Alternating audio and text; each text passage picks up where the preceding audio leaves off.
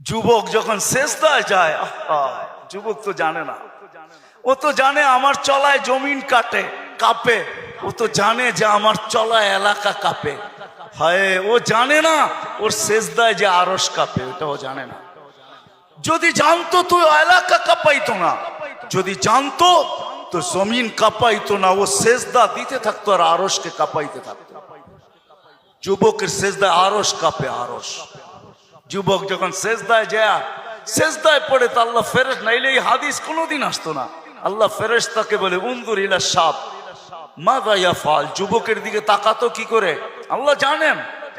তো ফেরেশতা বলে জাআলা আজলাহু ওয়া মাজালাহু লিআজলিক, সবকিছু বিসর্জন দিয়ে আপনার কুদরতি পায়ে মাথা ঠেকায় দিয়েছে। তা আল্লাহ বলে হাদা আবদি হাক্কা, এ আমার পারফেক্ট বান্দা, ইন্নী উবাহি বিহিল মালাইকা, তোমাদের উপরে আমি একে নিয়ে গৌরব করি। যখন সেজদায় চিৎকার দেয় সুবহানা রাব্বিয়াল আলা, আল্লাহ বলে সাব্বাহতানি সাব্বাহতুক, তুই আমাকে পবিত্র বললি, যাহ তুই পবিত্র, তোর গুনাহ মাফ, সেজদার থেকে উঠার আগে মাফ। আলাইতানি ফাআলাইতুক, মহান বললি, তুইও সৃষ্টির ভিতরে মহান। দুনিয়াওয়ালারা তোকে কি দিবে? কিয়ামতের দিন আমি তোকে আরশের নিচে সুপার ডিলাক্স গ্যালারিতে বসাবো। গ্যালারিতে, সুপার ডিলাক্স গ্যালারি বোঝেন?